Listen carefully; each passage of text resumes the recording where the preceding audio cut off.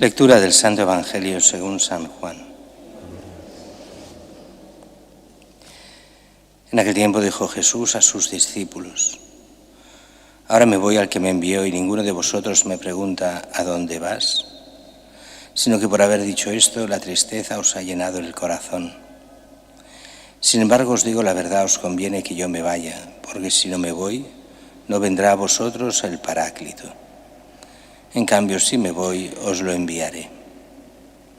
Y cuando venga dejará convicto al mundo acerca de un pecado, de una justicia y de una condena. De un pecado porque no creen en mí. De una justicia porque me voy al Padre y no me veréis. De una condena porque el príncipe de este mundo está condenado. Palabra del Señor.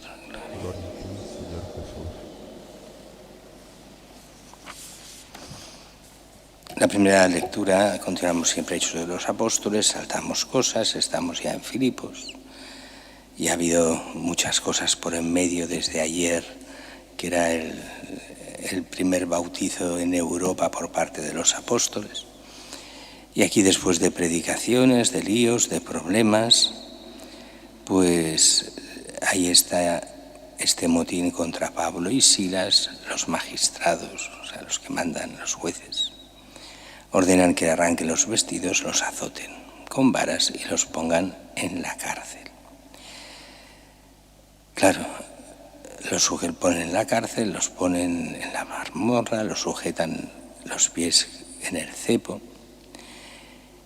Y claro, hemos de pensar que en esa época estas ciudades eran pequeñas. No hemos de pensar en las ciudades como ahora. Y en aquellos tiempos, además de ser pequeñas, y aunque no existiesen ni los diarios, ni los noticiarios de televisión, ni nada de estas cosas, todo el mundo se enteraba de todo lo que pasaba. Era el boca a oreja, iba por todas partes y todo el mundo se enteraba. Y oyen allí en la cárcel cosa rara. Por la noche venga a cantar himnos por parte de los apóstoles, bueno, de Silas y de Pablo, y dicen, aquí pasa algo.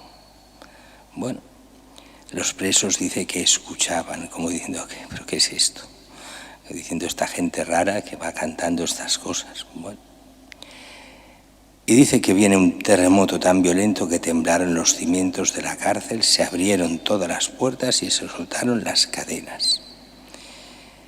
Y el carcelero se despierta en ese momento con el terremoto.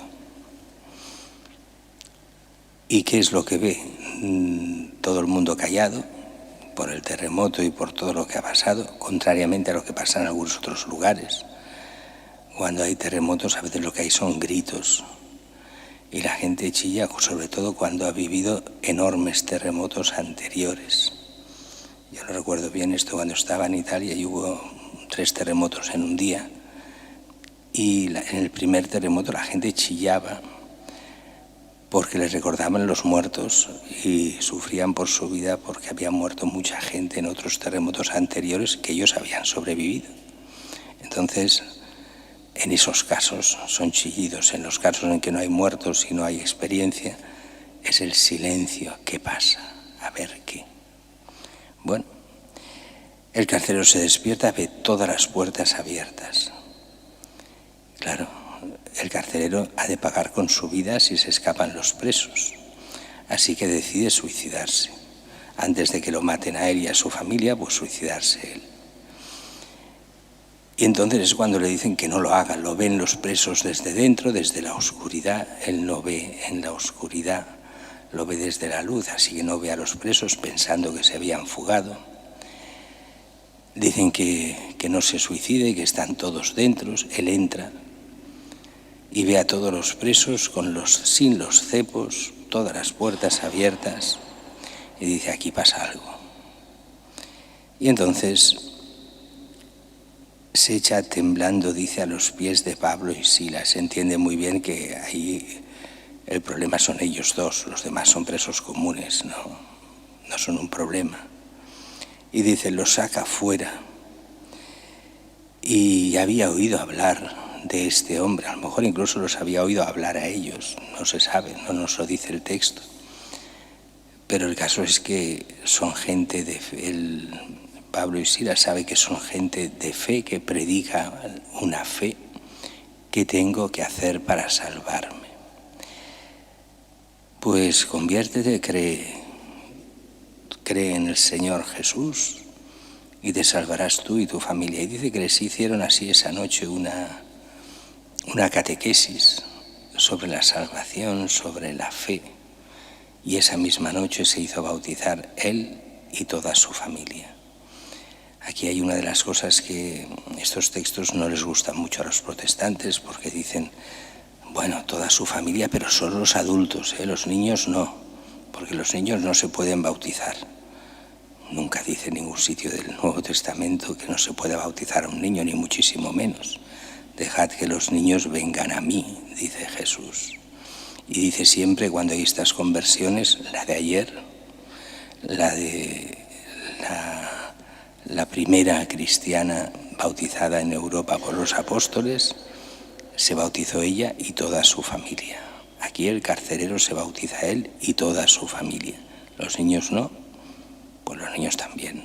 Toda su familia es toda su familia. Bueno, dice, se bautizó con todos los suyos, los subió a su casa, les preparó la mesa, celebraron una fiesta por haber creído en el auténtico Dios. Son estas conversiones extrañas que empiezan así, gracias a un ataque injusto, a una presión injusta, pues hay conversiones. Esto el cardenal Bantuan lo explica muy bien en su libro de 5 panes y 2 peces. Cuando en la cárcel muchos se convertían cuando él estaba en la cárcel y no podía hacer nada, pero simplemente de lo que decía, de cómo se comportaba, de cómo celebraba en la cárcel. Celebrar en la cárcel quiere decir no tener un altar, no tener nada. Simplemente le traían un botellín de vino que hacían pasar como si fuese un tónico medicinal y un poco de pan, nada. Y el cáliz y la patena eran las manos, no tenían nada más. Y el misal estaba en la cabeza y celebraba así, allí en la cárcel durante tiempo. Y muchos de la cárcel se convirtieron, viendo el ejemplo del cardenal en la cárcel. Era claro que eran formas que uno diría, bueno, son de otros lugares, pero no, eso ha pasado toda la historia, es aquello que decía Tertuliano, sangre de mártires, semilla de cristianos. El sufrimiento injusto contra los cristianos hace reflexionar a muchos y ver la acción de Dios en mucha gente, y eso lleva a la conversión.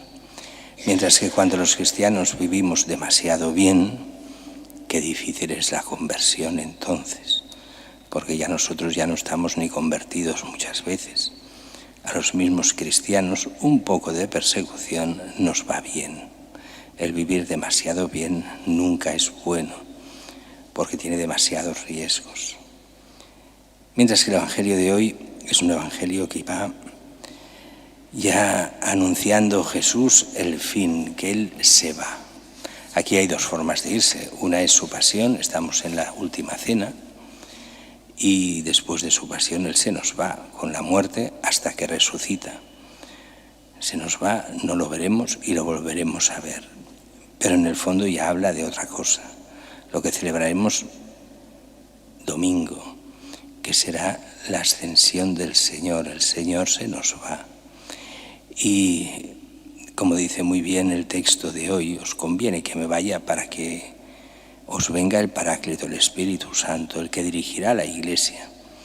La dirigirá de una forma muy extraña, pero está presente y se nota. Y se nota no solo en lo que manda hacer a los apóstoles, sino en lo que les prohíbe hacer muchas veces, donde los apóstoles querrían una cosa y no pueden, y no les deja. Y esto lo hemos visto tantas veces también en la Iglesia, incluso en la Iglesia moderna, de la Iglesia querer ir por un lado y el Espíritu Santo decir que no, que por ahí no se pasa, y se pasa por otro. Bueno, y dice que cuando venga, al final de los tiempos, dejará convicto al mundo acerca de un pecado, una justicia y una condena. El pecado, no creer en Cristo. Fijaros, el pecado es no creer en Cristo. El pecado no es hacer cosas mal, incluso no cumplir algún mandamiento. El fondo del pecado es no creer en Cristo. Y por no creer en Cristo, creer de verdad, vienen todos los demás pecados. Pero el pecado, del fundamento del pecado del mundo es no creer en Cristo. Y eso cuesta a muchos, incluso a muchos cristianos, entenderlo. Cristo es el centro, es el Hijo de Dios, el que se nos ha enviado para nuestra salvación, es el único mediador, el único salvador, no hay más que Él. El gran pecado es dejarlo de lado, no poner a Cristo en el centro.